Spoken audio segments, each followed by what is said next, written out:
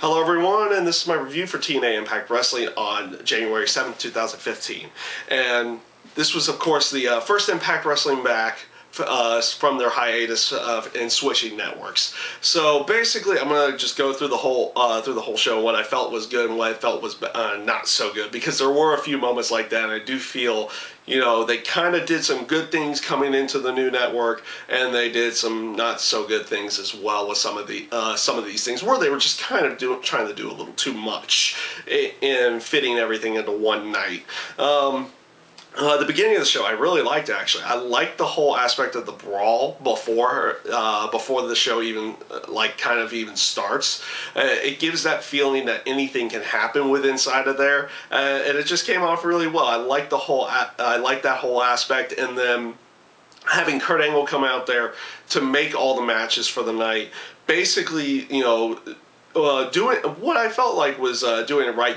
Getting all the championships out there and everything. You get your champions out there. You get the main players you want the people to see out there. So I felt that segment really did a good job there. And then, of course, him and MVP continuing on their storyline, and then, of course, Kurt Angle resigning as director of operations and they have the street fight with Kurt Angle and MVP.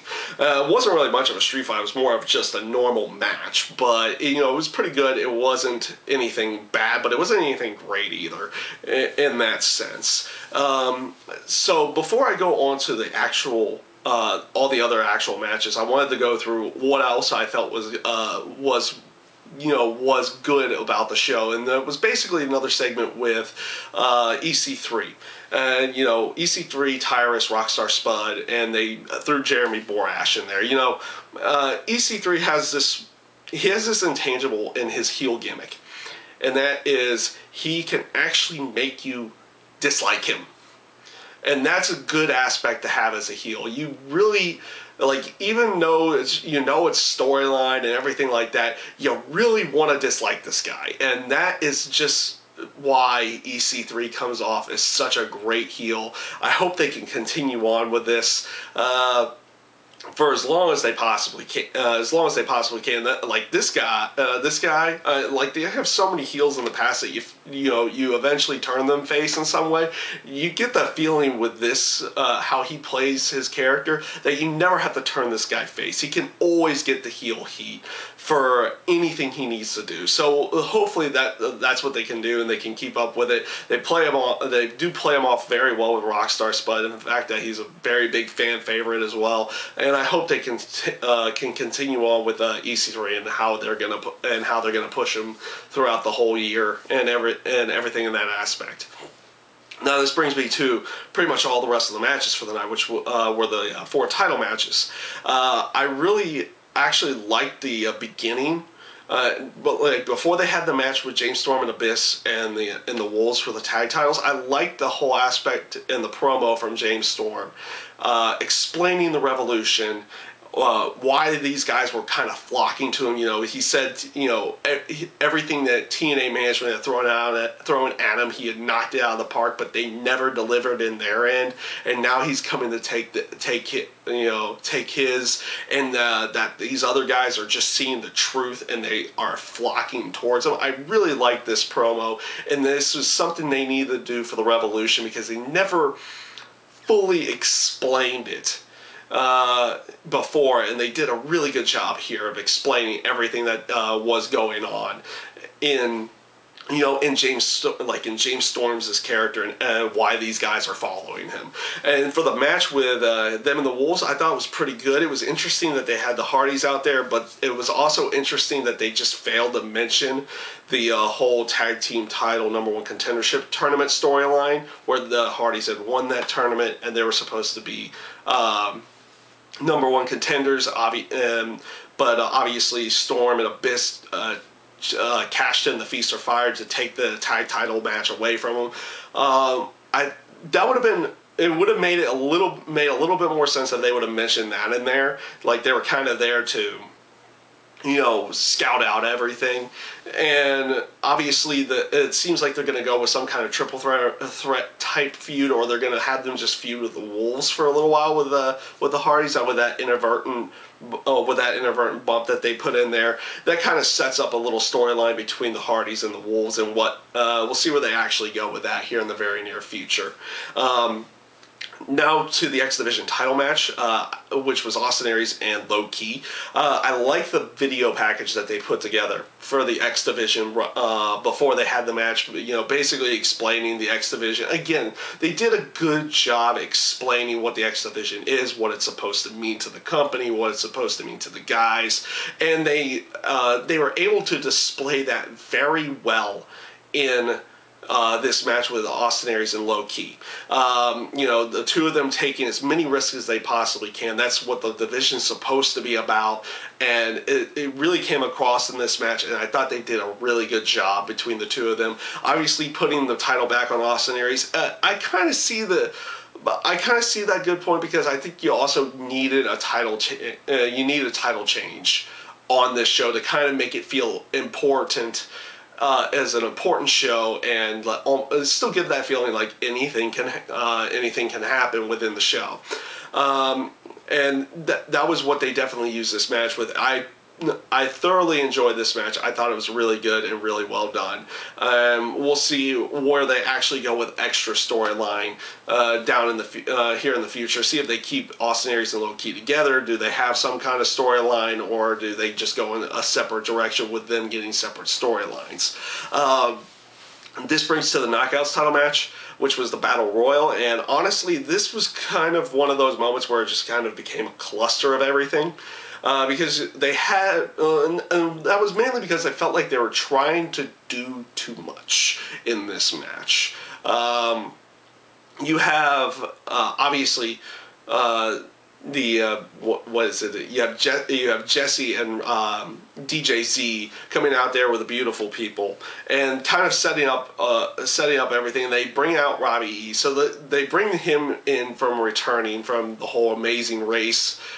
Him being on that reality show and everything like that, it just felt out of place, especially since he starts cutting a promo about Brooke Tessmacher, and they bring Tara Terrell out to interrupt Robbie E. That again, it just felt like it wasn't supposed to be there in any way. Obviously, that return did set up Brooke Tessmacher coming out and attacking and distracting Velvet Sky and getting her eliminated from the match. So, they brought it back a little bit there, but they brought it back a lot more after the match, where they had Tara Terrell win and defend her title.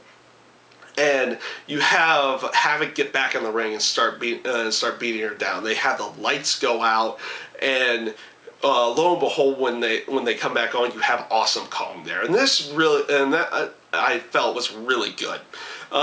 Just because the aspect of how often do you have it where you have like two women of that type of size or that type of physique, and you have them going face to face in any way. The stare down between the two of them was great. It looks different. It feels unique in some way, something you don't typically see within the wrestling shows, especially with the women's divisions on any side.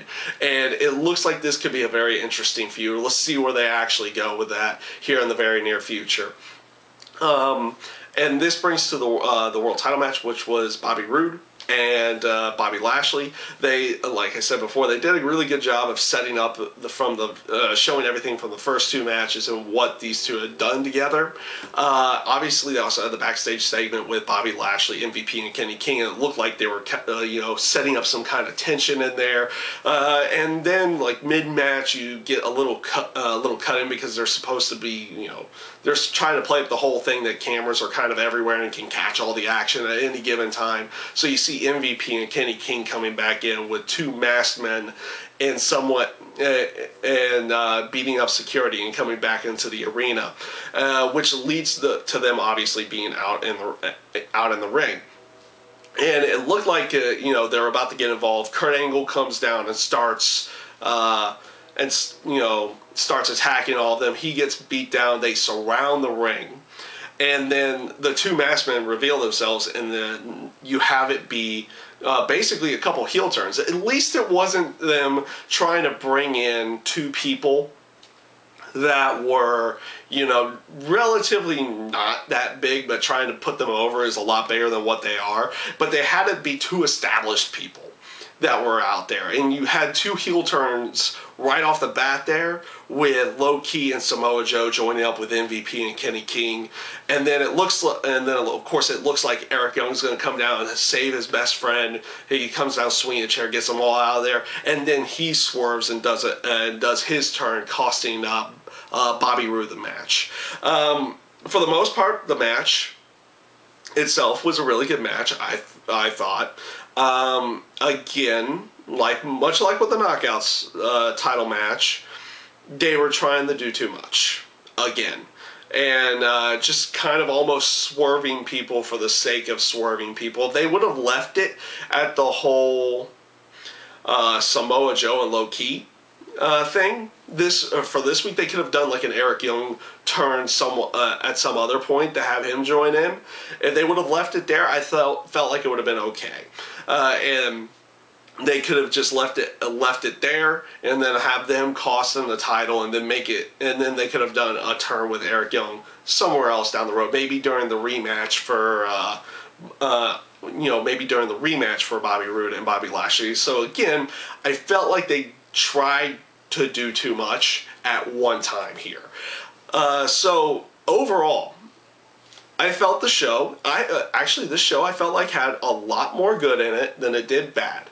And the only bad portions of the show weren't necessarily anything match-wise or promo-wise, or even in a sense storyline-wise. It was just them trying to do too much at one time and trying to get everything in there that they wanted. Maybe they could have, saved certain portions for different shows somewhere down the road. But that's my own personal opinion on that. So overall, I felt the show was actually good, and this is a good start for how TNA, a good start for TNA going to a different network and trying to show everything different in there. They had a different setup for the ring entrance, new logo, all that kind of stuff. So overall, I felt this show was actually good.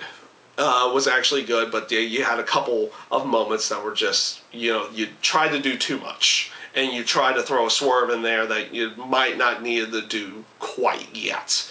So that's my review this week for TNA Impact Wrestling, and I thank you guys for watching.